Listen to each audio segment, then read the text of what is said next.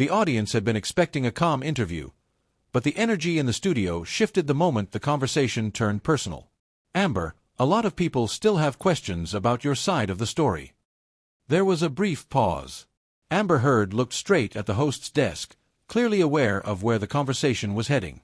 Joy Behar leaned forward slightly, papers in her hand, her tone calm but pointed. Quick heads up, subscribe to Backstory Uncovered, because what starts as a normal conversation here is about to take a turn no one expected.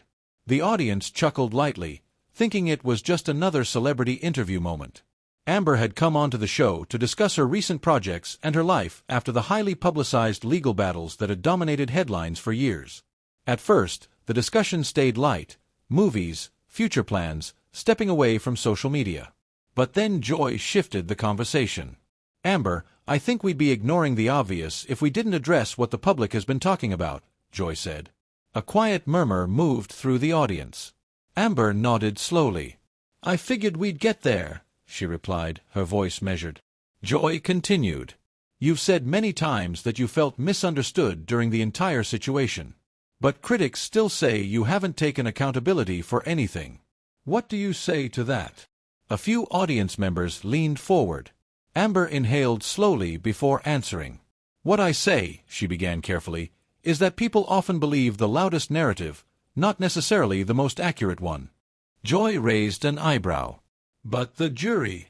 Amber gently raised a hand. "Joy, with respect, a courtroom outcome and public perception aren't always the same thing." The room grew quieter. Joy didn't immediately respond. Instead, she shuffled her notes and spoke again. "Some people would argue the evidence spoke for itself." Amber's expression tightened slightly. "And some people," she replied, "only saw pieces of the story presented through media headlines." A few audience members clapped softly. Joy glanced toward them and then back at Amber. "So are you saying the public was misled?" Amber didn't hesitate. "I'm saying the public saw a spectacle." That answer drew a louder reaction from the audience. Joy leaned back in her chair, crossing her arms. "Well, Amber, critics would say that spectacle was created by both sides." Amber gave a small nod. "That's fair." There was a brief silence. Joy looked almost surprised. "But," Amber continued, her tone firming slightly, "the difference is that I've spent years being reduced to a headline." The audience murmured again. Joy leaned forward again. "Some would argue that happens to every celebrity in controversy." Amber looked directly at her. "Not every celebrity loses their entire career overnight." The tension in the studio suddenly felt thicker. Joy paused. "You're saying that's what happened to you?" Amber's answer came instantly. "Yes." A few people in the audience clapped again, while others stayed silent. Joy tapped her pen lightly on the desk. "But critics say your actions contributed to that." Amber let out a small breath, clearly trying to remain composed. "Joy, critics don't live your life." Joy opened her mouth to respond, but Amber kept speaking. "And critics don't know what happens behind closed doors." The audience reacted with a louder mix of applause and murmurs. Joy's expression changed slightly, more serious now. "So you're still standing by everything you said?" Amber didn't look away. "Yes." Joy studied her for a moment. "You understand why people struggle with that?" Amber leaned slightly closer to the desk. "And I understand why people were given a story that made it easy to struggle with it." The audience let out a collective "ooh." Joy raised both eyebrows. "Well, that sounds like you're suggesting the narrative was manipulated." Amber paused. For the first time, she seemed to weigh her words more carefully. "I'm suggesting," she said slowly, "that the truth is rarely as simple as people want it to be." Another ripple of reactions moved through the crowd. Joy sat back again. "But the jury decision was very clear." Amber's eyes stayed steady. "Was it?" The audience gasped softly. Joy tilted her head. "That's a bold statement." Amber gave a small shrug. "Sometimes the bold statements are the honest ones." The studio fell into a heavy silence. Joy looked down at her notes again, then back up. "Well then," she said carefully, "let's talk about that." And suddenly the conversation that had started as a routine interview was turning into something much more intense. Because Amber Heard had just made it clear. She wasn't here to quietly move past the past. And Joy Behar wasn't about to back down from asking the questions everyone at home was thinking. The silence in the studio hung for a moment after Amber's last comment. Joy Behar looked up from her notes again, clearly deciding whether to push further. "Well then," Joy said slowly, tapping her pen against the desk, "let's talk about that." A few audience members shifted in their seats. Amber remained composed, her hands folded loosely in front of her. Joy continued. "You just questioned the clarity of the jury's decision. That's not a small statement." Amber nodded. "I know." Joy leaned forward slightly. "So what exactly are you saying? That the system got it wrong?" There was a brief pause. Amber glanced at the audience, then back at Joy. "What I'm saying," she replied carefully, "is that trials don't always determine the full truth. They determine what can be proven under specific rules." The audience murmured again. Joy raised an eyebrow. "But that's how the justice system works." "Of course," Amber said. "And I respect that process." Joy gave a small skeptical smile. "But—" Amber didn't hesitate.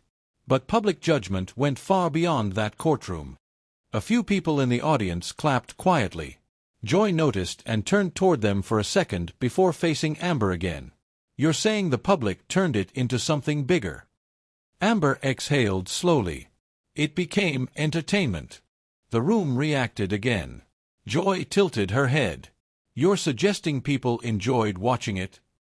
Amber shrugged slightly. "Millions of views on clips. Live stream reactions. Memes. Commentary channels." A short awkward pause followed. Joy gave a small nod. "That part I can't argue with." A few laughs came from the audience. But Joy's expression quickly returned to serious. "Still," she said, "many people felt your testimony didn't add up." Amber looked straight at her. "People also watched edited clips that removed context." Joy immediately responded. "Are you blaming the media?" Amber shook her head. "I'm saying media moves fast. Faster than truth sometimes." The audience murmured again. Joy leaned back slightly. "So if you could go back, would you handle anything differently?" For the first time in the interview, Amber paused longer. The studio grew very quiet. Finally she spoke. "I would protect my privacy more." Joy seemed surprised by that answer. "That's it?" Amber nodded. "Yes." Joy looked at her closely. "Not the statements. Not the accusations." Amber's voice stayed steady. "Standing up for yourself isn't something I regret." A few audience members clapped louder this time. Joy held up a hand slightly, calming the room. "But you understand why some people still question your credibility?" Amber nodded again. "I do."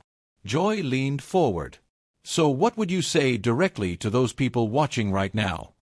Another quiet moment filled the studio. Amber looked toward the main camera. Her tone softened slightly. "I would say, you don't have to like me." The audience shifted, listening closely. "But understand that real life is more complicated than a trending headline." Joy watched her carefully. Amber continued. "People are messy. Relationships are messy. Truth can be messy." Joy folded her hands. "That sounds like you're asking for empathy." Amber shook her head lightly. "No." Another pause. "I'm asking for perspective." The audience reacted with a mix of quiet applause and thoughtful murmurs. Joy sat back again, clearly thinking about the exchange. "Well," she said after a moment, "I'll give you this. You came here knowing these questions were coming." Amber gave a small smile. "I wouldn't have agreed to the interview if I didn't." That line drew a few laughs. Joy looked out at the audience. "And you certainly didn't dodge them." Amber shrugged slightly. "I've had years of practice answering them."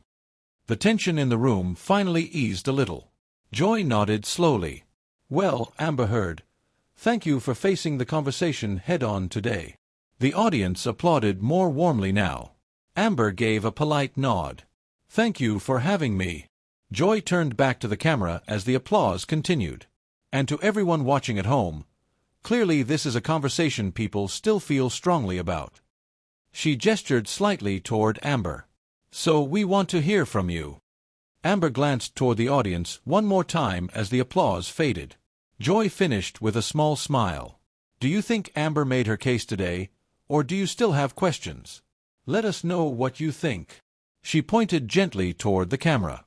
And don't forget to subscribe to Backstory Uncovered for more stories like this. The camera slowly pulled back as the studio lights softened and the audience continued clapping. But even as the segment wrapped up, it was clear the conversation they had just witnessed would keep people talking long after the show ended.